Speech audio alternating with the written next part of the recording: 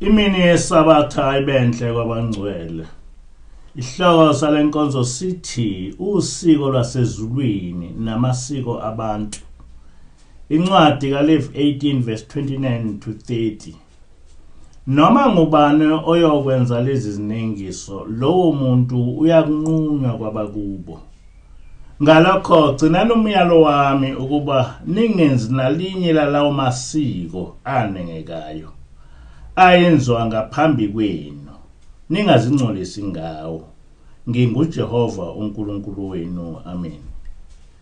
Emandulo isizwe sakwa-Israyeli sasinonkulunkulu esibakhonzayo njengazo zonke izizwe.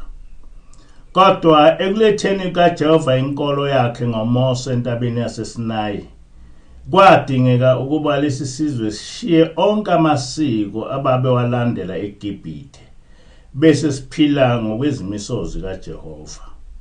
Emva kwaMose, bonke abaprofeti bakwa-Israyeli babeyaye bavuselele zonke izimiso zikaJehova ezifundiswe nguMose kuleso sizwe.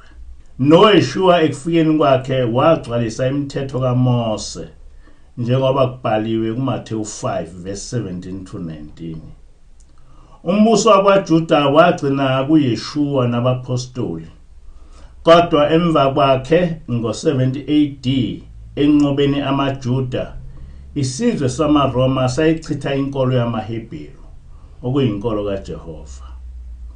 Enzalweni kaJakobe, umprofeti emva kwaYeshua owavuselela inkolo kaMose, kwaba ngumprofeti uIsashembe, ukuthula kube kuye. Kule ntshumayelo esimbiza ngoShembe, ngoba kakade kwakuligama lakhe lelo.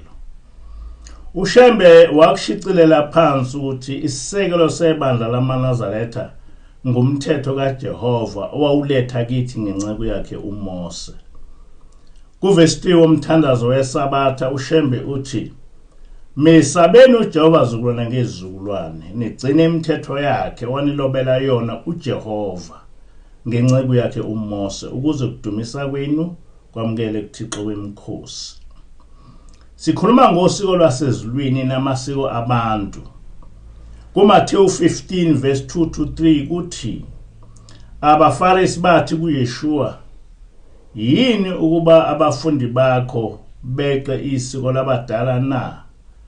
Kepha uYeshua waphendula wathi kubo, "Nani yini ukuba neqe umyalo kaNkulunkulu ngenxa yesiko lenu na?" UYeshua usagcwalisa okwashiwo nguJehova ngomlomo kaMose, ukuthi umthetho kaJehova kumakholwa ungaphezulu kosiko lwabantu.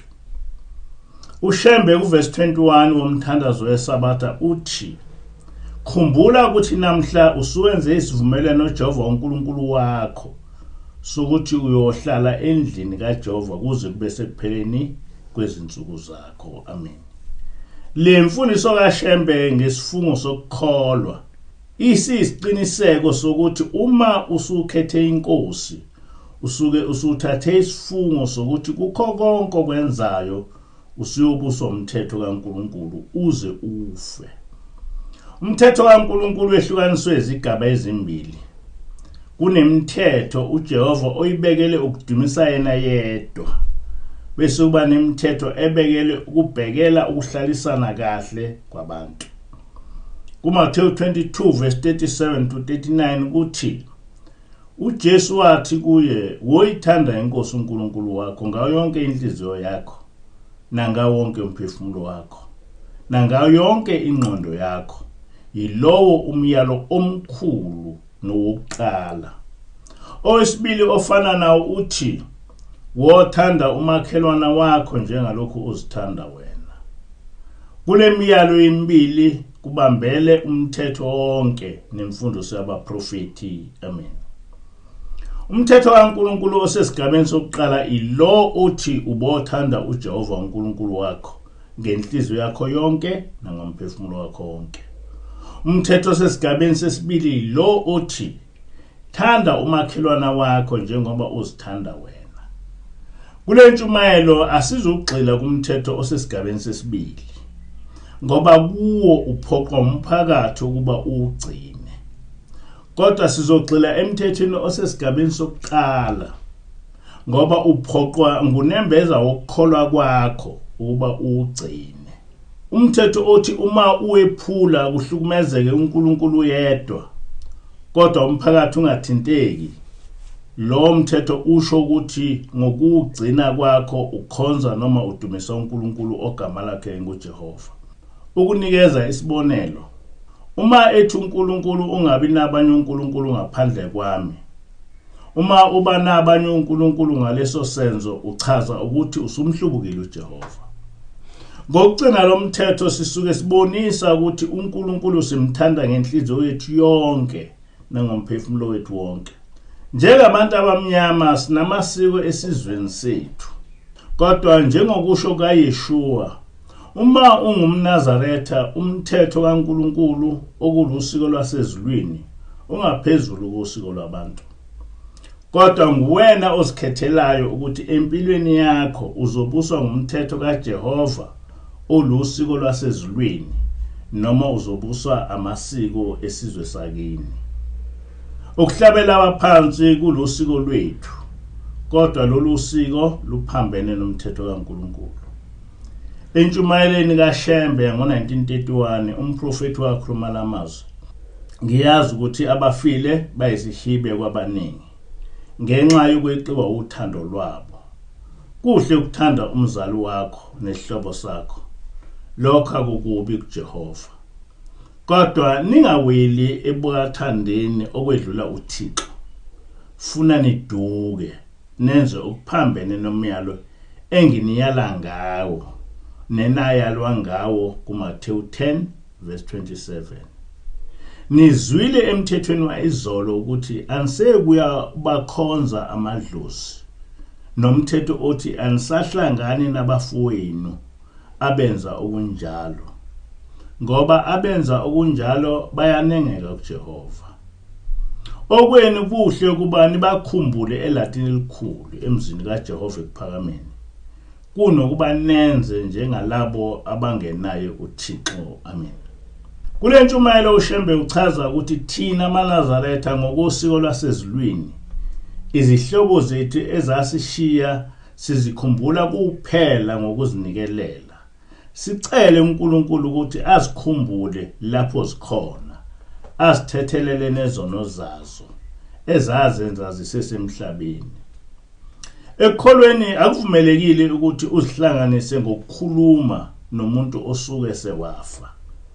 Lokho uNkulunkulu kuthatha ngokuthi awusakhonzi yena yedwa, kodwa usunabanye uNkulunkulu, okusho ukuthi usunamanye amathemba ngaphandle kwakhe.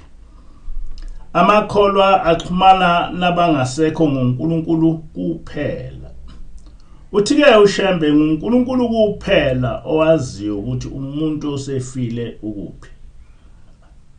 Kwincwadi yomngcwabo uShembe wabhala kanje, namhla lo muntu uya lapho ukuqonda kwethu ngaye sekuphelile. Amen. Njengoba singazilutho ngokuthi umuntu osefile ugcinwaphi kanjani, kodwa uNkulunkulu yedwa owazi sonke isimo somuntu osengumoya. Ngakho-ke thina amakholwa okumele sikwenze ukubhekisa konke okwabafile kuNkulunkulu, okunguye owazi konke. Uthi-ke uShembe soxhumana nabangasekho ngokubanikelela enkonzweni, umnikelo wethulwe eLatini kuJehova emzini wasekuphakameni. Njengoba kungaseyithi sonke sekuphakameni, yonke indawo eyilate okwethula kulo iminikelo, leyo mnikelo iyafinyelela kuNkulunkulu. Yonke iminikelo ehambe ngokwedlula kuNkulunkulu ayikwazi ukungafiki kobenikelelwa, futhi ayikwazi ukungabi nomphumela omuhle kuwe onikelayo nakulowo onikelelwayo. Lolu usiko lwasezulwini abalele esibakhumbula ngalo. Abantu ke bayabebuza ukuthi amasiko njengokukhulisa umntwana nemicimbi efana naleyo kumele uyenze kanjani uma ungasakwazi ukukhuluma nabalele. Usiko lwasezulwini lokwenza noma yini lulula kakhulu. Oqala unobaba oyedwa okhona uphila noma usufile, futhi nalowo ofile ongubaba wakhe.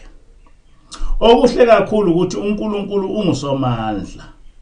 Osokubike kuye akukwazi ukubuye kuphikiswe nanoma yisiphi isidalwa. Futhi ayikho into ekukhulumeni noNkulunkulu okuke kuthiwe ayenzekanga kahle.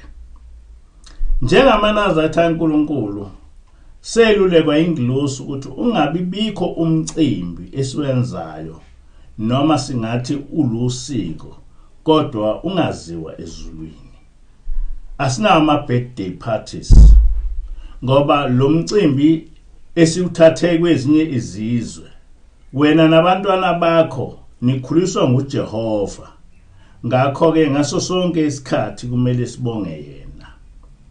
Ithi ke ingilosi, uma ufuna ukubonga ingane yakho ngokuqeda unyaka iphila, lokho kwenze ngokuthatha umnikelo uyobonga uNkulunkulu ngoba nguyena obeyivikela unyaka wonke. Ingilosi yasitshela ukuthi i-birthday ngumcimbi obukela phansi uJehova. Ngakho ke thina esifundiswe kabanzi ngokukhonza uJehova singawenzi. Vele ke into eyi-birthday okuseqinisweni ayikaze ibe khona ebandleni lamaNazaretha. Kanjalo noKhisimusi nemikhosi enjalo uShembe wayiqeda. Ingilosi yathi isipho noma umcimbi okumele uwenzele umntwana wakho kulapho ehlabene khona ngokuzuzela okufanele ahalaliselwe kukho. Ngokosiko lwasezulwini ushintsha kanjani isibongo uma kunesidingo sokushintsha? Ithi ingilosi isibongo sakini nesasekhakonyoko zibongo zakho zombili.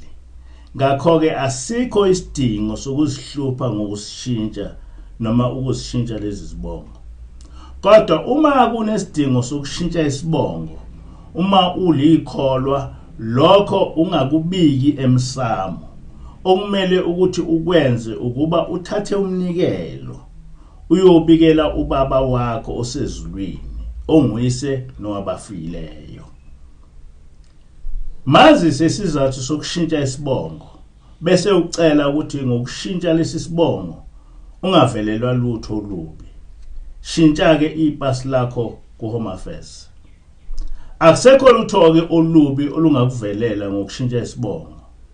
Kukho konke ithemba leNkulunkulu. Kunemicimbi eyayenzelwa abantwana uma sebekhulile, ekakhulukazi abesifazane. Ngosuku lwasezulwini yonke leyo micimbi ayikho, ngoba njalo ngonyaka uyamnikelela umntwana wakho ubonge kuJehova ukuthi umkhulisile. Kwejwayelekile ukuthi sihambe sakhe noma sithenge omnye umuzi bese siyushiya umuzi omdala.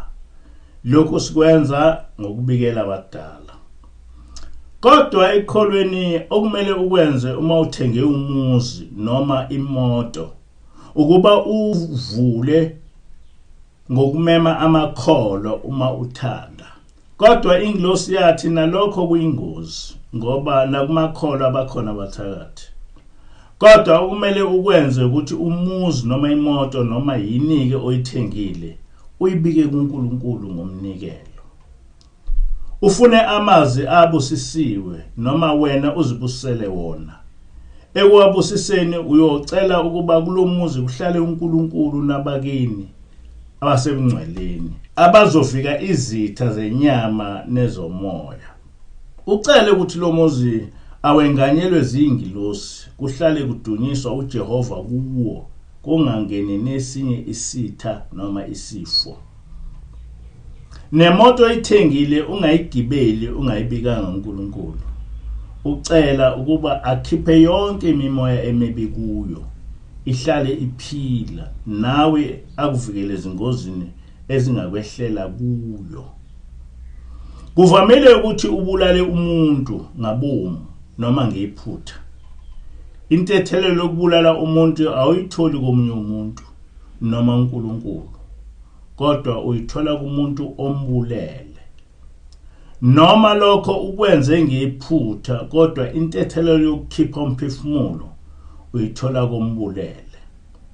Uthi-ke lo muntu wasezulwini ayikho into edlula ukungenisa umuntu osefile ezulwini, ngoba wonke umuntu ofile ufuna ukuya ezulwini. Uma umuntu ongasekho umnikelela, umcelela uNkulunkulu intethelelo, lo mnikelo uyesusa wonke amacala akho kombulele.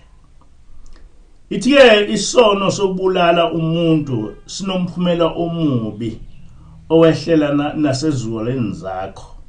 Ngakho-ke ubocela intethelelo kombulele ngokuyomnikelela. Usiko lwasezulwini lelo.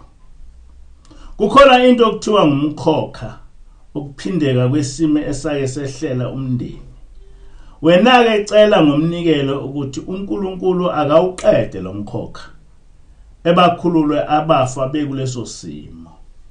Bese ucela futhi lo okuleso simo naye akhululeke, umkhokha ungaphinde ubuye.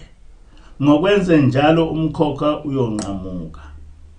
Abantu abaningi bayathanda ukuhunyushelwa amaphupho abo. Ithi-ke ingilosi singawahumusha amaphupho.